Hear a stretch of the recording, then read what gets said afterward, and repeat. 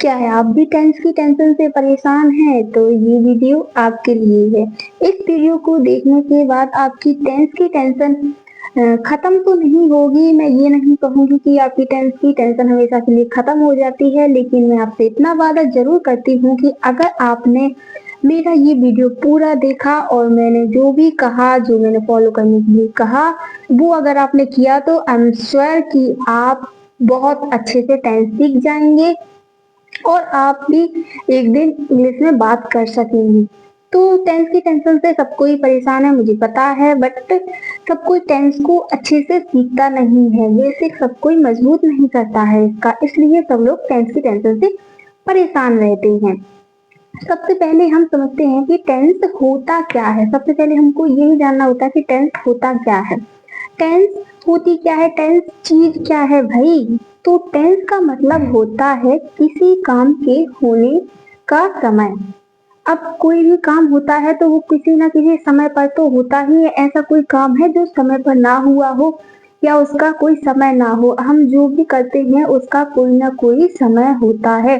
किसी काम के होने का समय यही टेंस है। बस आपको इतना याद रखना है कि किसी भी काम के होने का समय क्या कहलाता है, टेंस कहलाता है। ओके, जब आप ये समझने लगेंगे ये समय पे ये काम हो रहा है तो ये किस टेंस में बात हो रही है, ये समय पे ये काम हो रहा है तो ये किस टेंस में बात हुई। अगर आप इस चीज को समझ जाएंगे ना तो टेंस बहुत ही आसान है और बहुत ही आसानी से आपको समझ आ सकते हो। ठीक है, तो काम कैसा, काम कब हुआ है, हमको ये देखना है कि काम कब हुआ है, कब हो रहा है या कब होगा। ये तीन चीजें ही डिपेंड होती हैं टेंस में। ठीक है, काम कब हुआ है, कब हो रहा है या कब होगा, इसे बताने के लिए हम टेंस का प्रयोग करते हैं। बेसिकली इस चीजों को समय बताने की को ही तो हम टेंस का प्रयोग करते हैं। ठीक है, तो सबसे पहले हम समझते हैं कि टेंस हमारे होते कितने हैं।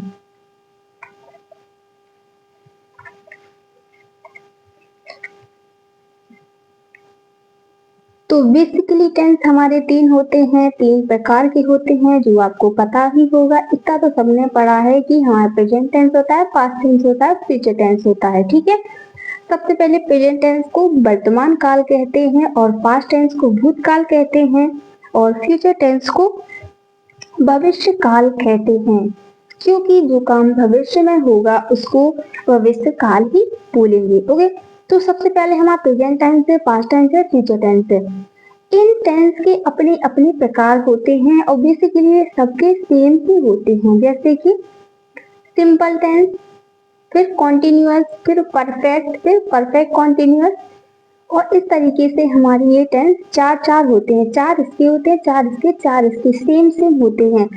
इसका भी है present simple, present continuous, present perfect, present perfect continuous. Okay, ऐसे ये past simple, past continuous, past perfect और पास्ट परफेक्ट कॉन्टिन्यूअस। ठीक है, ऐसे ही फ्यूचर का है, future simple, future continuous, future perfect और फ्यूचर परफेक्ट कॉन्टिन्यूअस। अब सबसे पहले हम समझते हैं कि सिंपल क्या है, कॉन्टिन्यूअस क्या है और परफेक्ट क्या है और परफेक्ट कॉन्टिन्यूअस क्या है। ठीक है, तो simple basically present tense simple, जैसे कोई भी सिंपल टेंस होगा, प्रेजेंट टेंस का कोई सिंपल सा वाक्य होगा उसको बोलेंगे प्रेजेंट सिंपल। जैसे पास्ट टेंस का कोई सिंपल वाक्य होगा तो उसको बोलेंगे पास्ट टेंस। फ्यूचर टेंस का कोई सिंपल सा वाक्य होता है तो फ्यूचर सिंपल टेंस। ओके, अब कॉन्टिन्यूअस क्या होता है, कंटिन्यू कोई काम हो रहा होता है उसको कॉन्टिन्यूअस में रखते हैं हम, पास्ट कॉन्टिन्यू, फ्यूचर कॉन्टिन्यूअस। ठीक है, अब परफेक्ट जो आता है तो परफेक्ट किसी भी चीज के तब यूज होता है जब वो काम हो चुका होता है। ठीक है, कोई भी काम हो चुका होता है उसको हम परफेक्ट में रखते हैं। और परफेक्ट कॉन्टिन्यूअस का क्या मतलब है, इसमें परफेक्ट इसमें भी है इसमें भी है, लेकिन इसमें परफेक्ट भी है और कॉन्टिन्यूअस भी है। मतलब परफेक्ट, परफेक्ट का मतलब होता है कि ये काम हो चुका है और कॉन्टिन्यूअस ये है कि हो भी चुका है और हो भी रहा है। इसमें समय का बोध होता है, इसमें समय का ज्ञान होता है, इसमें कोई काम हो चुका है और वो हो भी रहा होता है। अब इनके भी चार चार प्रकार होते हैं, ये समझना सब लोग इसके इसको देख के कंफ्यूज हो जाते हैं, बट अगर आप इसको समझेंगे तो बहुत आसानी समझ आ जाएगा। जैसे सिंपल हो गया, प्रेजेंट टेंस के भी ये 4 है, पास्ट टेंस के भी ये 4 है, फ्यूचर टेंस के भी ये 4 है, सबके ये 4 है, जो बिल्कुल सेम ही सेम है, ठीक है। ऐसे इसके ये 4 होते हैं, सिंपल, प्रेजेंट सिंपल के ये 4 होते हैं, अफर्मेटिव, नेगेटिव, इंट्रोगेटिव और इंट्रोगेटिव नेगेटिव, ठीक है।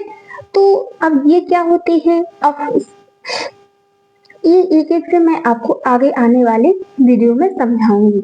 अफर्मेटिव, नेगेटिव, इंट्रोगेटिव और इंट्रोगेटिव नेगेटिव, इसके ये 4 होंगे और इसके भी ये 4 होंगे, इसके भी यही 4 होंगे और इसके भी यही 4 होंगे। जैसा कि इसके में इनमें ये सब 4 हैं, इसी बेसिकली इनमें भी यही होंगे। पास्ट सिंपल के भी यही 4 होंगे और कॉन्टिन्यूअस के भी यही 4 होंगे। ऐसा ही फ्यूचर सिंपल में भी यही 4 होंगे और फ्यूचर कॉन्टिन्यूअस में यही 4 होंगे। मतलब कि सब में यही 4 और लग जाएंगे, जिस इनको लगाने से टेंस और बड़ी हो जाते हैं और सब लोग घबरा जाते हैं कि अब इनको कैसे पढ़ें और कैसे इनको याद करें। बट इनको याद करना और इनको पढ़ना कोई कठिन काम नहीं है, आप कर सकते हैं अगर आप में सीखने की लगन हो तो, ठीक है। तो मैंने ये कहा था कि ऐसा नहीं है कि आप इस वीडियो को पूरा देख लेंगे तो आपसे बन जाएगा। मैंने ये कहा था कि अगर आप मैं जो कहती हूँ वो अगर आपने कर लिया तो 100% आपसे टेंस बन जाएंगे। तो मैं आपसे ये कहती हूँ कि प्रेजेंट टेंस के ये 3 प्रकार होते हैं, ओके। अब प्रेजेंट टेंस के ये तीनों तो आपको याद होंगे, आपको ये और याद कर लेना, ये याद कर लेना, ये के करेंगे तो सबके हो जाएंगे, ठीक है। और इतना इनके ये याद कर लेना है, ठीक है। बस इतना आप याद करके आइए और मेरा अगला वीडियो देखिए। इसको देखने के बाद, इसको याद करने के बाद ही आप अगला वीडियो देखिएगा, तो आपको ये बहुत अच्छे से, बहुत आसानी से सब कुछ बहुत अच्छे से समझ आएगा। अगर आपने इनको याद नहीं किया तो आप समझ नहीं पाएंगे कि किस टेंस में क्या हो रहा है, ठीक है। तो सबसे पहले आप इनको याद करके आइएगा और अगले में हम इनके सारे एग्जाम्पल बताएंगे और इनके सूत्र भी बताएंगे, ओके। तो मेरा ये वीडियो देखने के लिए आपका बहुत बहुत धन्यवाद। आपका दिन शुभ हो। अगर वीडियो अच्छी लगे तो वीडियो को लाइक कीजिए, अगर अच्छी लगे तो ही लाइक कीजिएगा, अगर अच्छी नहीं लगे तो आप डिसलाइक भी कर सकते हैं। और आपको जो भी समझ नहीं आया तो उसके लिए आप मुझे कमेंट भी कर सकते हैं। और ओके, ठीक है। चैनल को सब्सक्राइब आपने कर ही लिया होगा। अगर आपको लगता है कि मैं आपको टेंस सिखा सकती हूँ, तो मैं आपको इंग्लिश सिखा सकती हूँ, तो प्लीज चैनल को सब्सक्राइब कर लीजिएगा। अगर आपको नहीं लगता है कि मैं नहीं सिखा सकती तो और भी बहुत सारे प्लेटफॉर्म है, आप वहां से भी सीख सकती हैं, ओके। थैंक यू, धन्यवाद।